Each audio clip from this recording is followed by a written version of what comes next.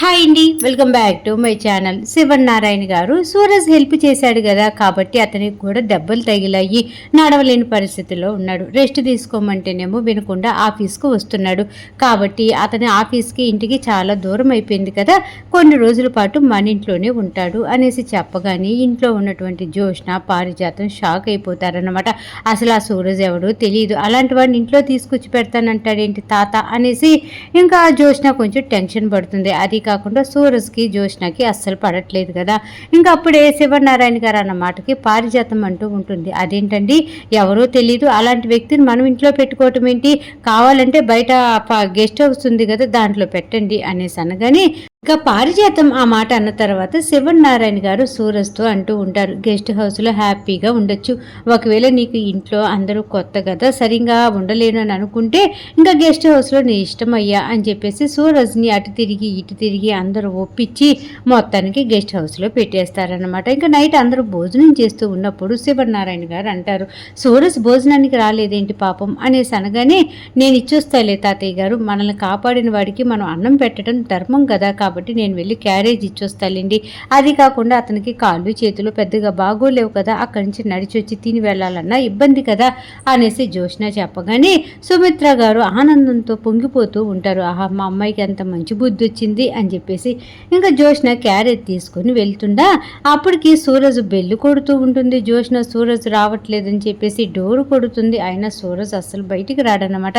ఈ మహానుభావుడు లోపల ఏం చేస్తున్నాడో ఏంటో అనేసి జోష్న కొంచెం చిరాగ్గా సూరజ్ రూమ్లో అడుగు పెట్టగానే సూరజ్ కాళ్ళకి చేతులుకున్న కట్లు గిట్లు అన్ని తీసి పడేసి చక్కగా డ్యాన్స్ వేసుకుంటూ వంట చేసుకుంటూ ఉంటాడు. ఆ సూరజ్ని ఆ గెటప్లో చూసినటువంటి జోష్నకి బిత్తరబోతుంది. ఇదేంటి, మా దగ్గరేమో కాళ్ళకి కట్లు కట్టుకున్నాడు, అసలు నడవలేనులాగా యాక్షన్ చేస్తున్నాడు, చేతికేమో కట్టు కడుతున్నాడు, ఇక్కడేమో బాగా డ్యాన్సులు వేస్తా వంట చేసుకుంటున్నాడు.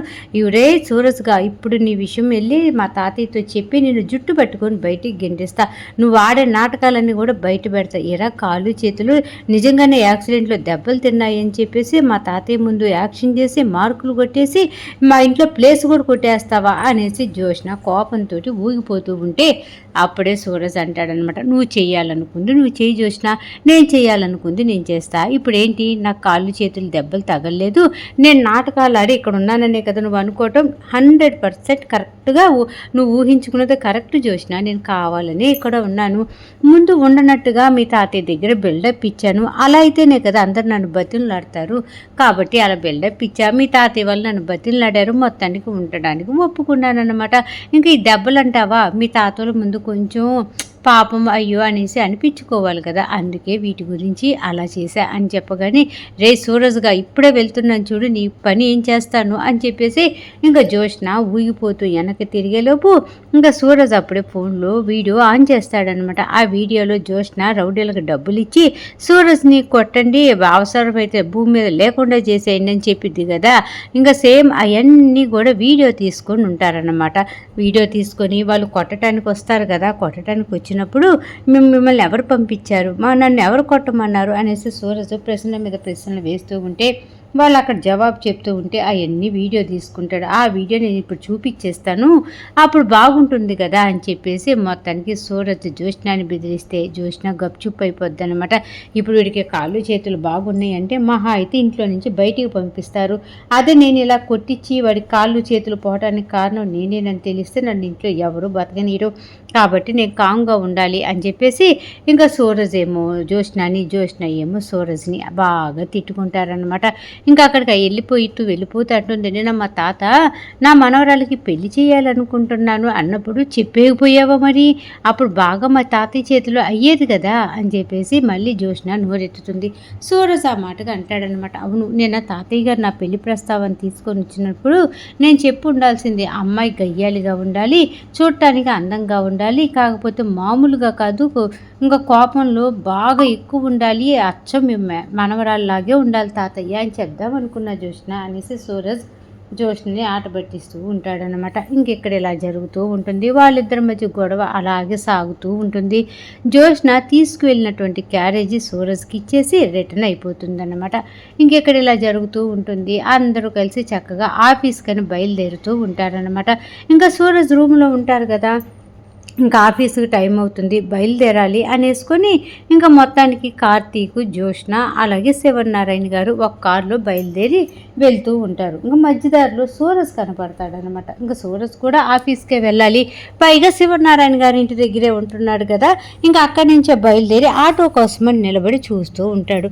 ఇంకా సూరజ్ అలా నిలబడి ఉండటం శివనారాయణ గారు గమనించి, ఒకసారి కారు ఆపు కార్తీక్ అనేసి వెళ్తున్నటువంటి కారు నాపి సూరజ్ని ఆ కారు కిటికీలో నుంచి పిలుస్తాడనమాట. సూరజ్ వినయపూర్వకంగా శివనారాయణ గారి దగ్గరికి వస్తాడు. చెప్పండి సార్ అనేసి అనగానే, ఆఫీస్కే కదా బయలుదేరేది, ఎక్కి కూర్చో కారులో అని చెప్పేసి సూరజ్ని పిలుస్తాడు శివనారాయణ గారు.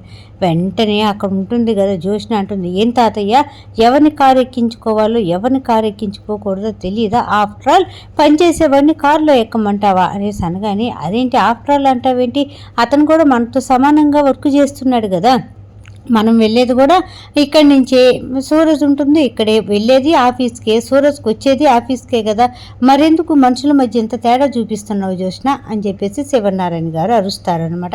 ఇంకా వెంటనే జ్యోష్న అంటుంది, మనతో పనిచేసేవాడు మనతో సమానంగా రాకూడదు తాతయ్య, నీకు తెలియట్లేదు అనేసి అనగానే, అవునా ఇప్పుడు నాకు తెలిసిద్ది చూడు అనేసి వెళ్తున్న కారు ఆపేపించి జ్యోష్నాన్ని కూడా కిందకి దించేసి, ఇదిగో ఈ సూరజ్ని జాగ్రత్తగా ఇంటికి చేర్చే బాధ్యత నీది. ఇన్ని రోజులు కూడా ఏదేదో అనుకుంటూ నువ్వు చీప్గా చూస్తూ ఉంటే నేను కామ్గా ఊరుకునేవాడిని, కాకపోతే ఇప్పటి నుంచి అలాంటి ఆటలు సాగవు.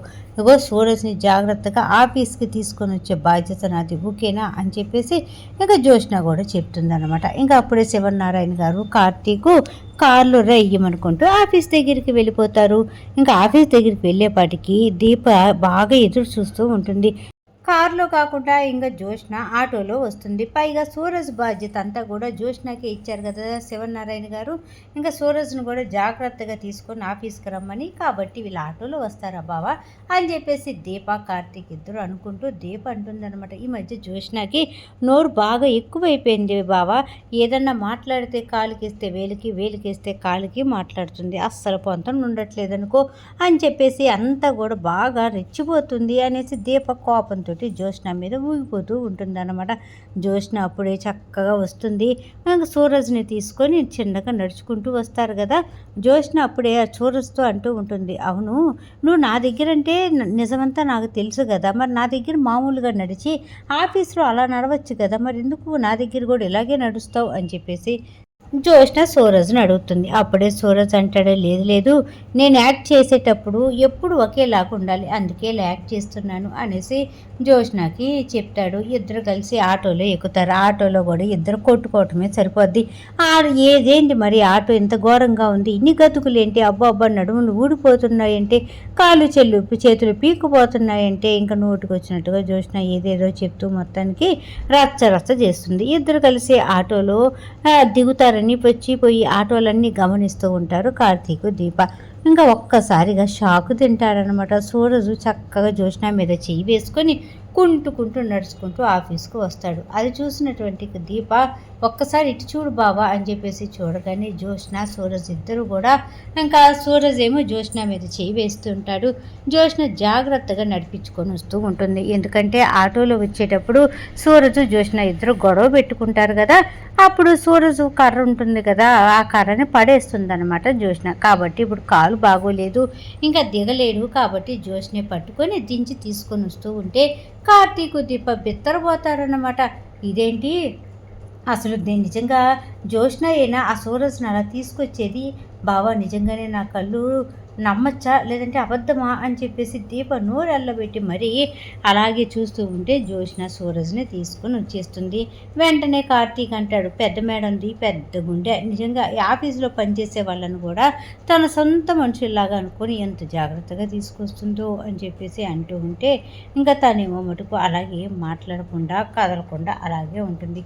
అప్పుడే దీప అడుగుతుంది, ఇంకా దీపా కార్తీక్ సూరజ్ని అడుగుతూ ఉంటారు, అవును సూరజ్ నీ కర్రేమైంది, జ్యోష్నాని అండగా తీసుకొని వచ్చావేంటి అనగానే, ఆటోలో వస్తూ ఉంటే ఆ కర్రను కుక్క లాక్కెళ్ళింది బ్రదర్ అని చెప్పేసి అబద్ధం చెప్తాడు. మొత్తానికి దీప, కార్తీక్, సూరజు ఇంకా జ్యోత్స్న నలుగురు కలిసి ఆఫీస్ లోపలికి వస్తారనమాట. ఆఫీస్ లోపలికి వస్తారు, ఎవరి క్యాబిన్లో వాళ్ళు కూర్చుంటారు. అప్పుడే జ్యోత్స్న అంటూ ఉంటుంది, దీపకి పార్ట్నర్ వచ్చేసేపటికి సూరజు, నువ్వు నాకు పార్ట్నర్ కథ కదా బావ, కాకపోతే ఎప్పుడు మన దాని మీద కంటే కూడా ఎదురోళ్ళ దాని మీద నీకు దృష్టి ఎక్కువగా ఉంటుంది కదా అనేసి బావ మర్దలు కాసేపు గొడవ చేసుకుంటూ ఉంటారనమాట. అప్పుడే ఒక అతను ఫుడ్ ఆర్డర్ ఇవ్వడానికి వస్తాడు. జ్యోత్స్న దగ్గరికి వస్తాడు. ఇప్పుడు జ్యోత్స్న రెస్టారెంటే కదా, మీ రెస్టారెంట్కి చాలా పెద్ద పేరుంది, ఇదిగోండి మేము 1000 మందికి మాకు భోజనం కావాలి అని చెప్పేసి ప్లేట్ ఎంత పడుతుంది, ఎంత అడ్వాన్స్ ఇవ్వాలో ఏంటంటే ఇదంతా కూడా ఇంకా చెప్తూ ఉంటాడనమాట. ఇంకా అప్పుడే జ్యోత్స్న అంటుంది, అంత తక్కువ రేటుకి అయితే మేము ఫుడ్ ఇవ్వలేము, మా ప్లేట్ వచ్చి 3000 రూపాయలు అని చెప్తుంది. జ్యోత్స్న తక్కువకి ఇస్తానని ఒప్పుకుంటుంది. అతను 10 లక్షల అడ్వాన్స్ కూడా దీపకే ఇచ్చిల్లుంటాడు. ఇంకా దీప అనుకుంటూ ఉంటుంది, రేపు ఒక్కరోజే మనకి టైం ఉంది, రేపు సాయంత్రానికల్లా మన ఫుడ్ అంతా కూడా పంపించేయాలి ఇంకా అనేసి ఇంకా టెన్షన్ పడిపోతూ ఉంటే ఈరోజు సీరియల్ ఎపిసోడ్ అయిపోయిందన్నమాట. మొత్తానికి సీరియల్ బాగుంది, చక్కగా ఉంది. అర్థమైంది అనుకుంటే మర్చిపోకుండా నా ఛానల్ని లైక్ చేయండి, షేర్ చేయండి, సబ్స్క్రైబ్ చేసుకోండి. అలాగే కింద బెల్ సింబల్ ఉంటుంది కదా, దాన్ని గట్టిగా ఒక బాధ బాధేసేయండి. రేపు రాబోయే ఎపిసోడ్లో మళ్ళీ కలుద్దాం. అంత